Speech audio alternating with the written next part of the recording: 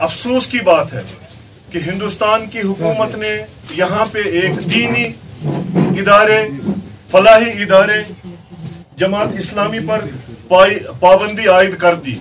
ये एक तशवीशनाक हालत है हमारे लिए, क्योंकि हम जमात इस्लामी को दावती नजरिए से देखते हैं, हम जमात इस्लामी को समाजी नजरिए से देखते हैं, हम जमात इस्लामी को फलाही नजरिए से देखते हैं, जिसकी मिसालें 2005 का जलजला है या 2014 का सैलाब है।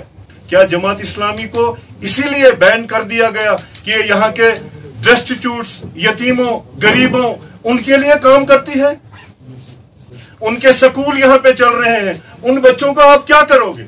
उनके फलाही इदारे यहाँ पे चल रहे हैं जो कि उनके मुताबिक कानूनी तरीके से चल रहे हैं, उनके लिए आप क्या करोगे? हुकूमत इंतजामिया तक पहुंचाना चाहते हैं कि किस लिए आप लोगों ने इस तंजीम को बैन किया।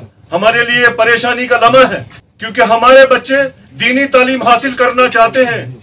मैं ये सवाल करना चाहता हूँ यहाँ के हुक्मरानों से कि हमारे बच्चे आज के बाद किस स्कूल में चले जाएं। मेरी उनसे गुजारिश है कि ये जो बैन लगाया गया है इसको रिवोक किया जाए।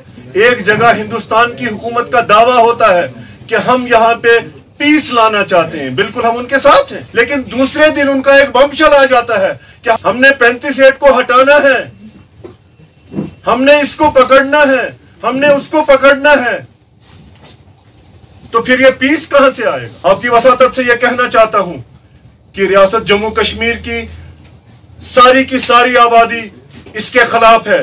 ना ही 35A के साथ फिडलिंग होनी चाहिए, ना 370 के साथ छेड़छाड़ होनी चाहिए। अगर इसमें सबसे ज्यादा नुकसान है तो वो लद्दाख वालों और जम्मू वालों का है। नाराजगी अपनी इजहार करें, कैसे करें?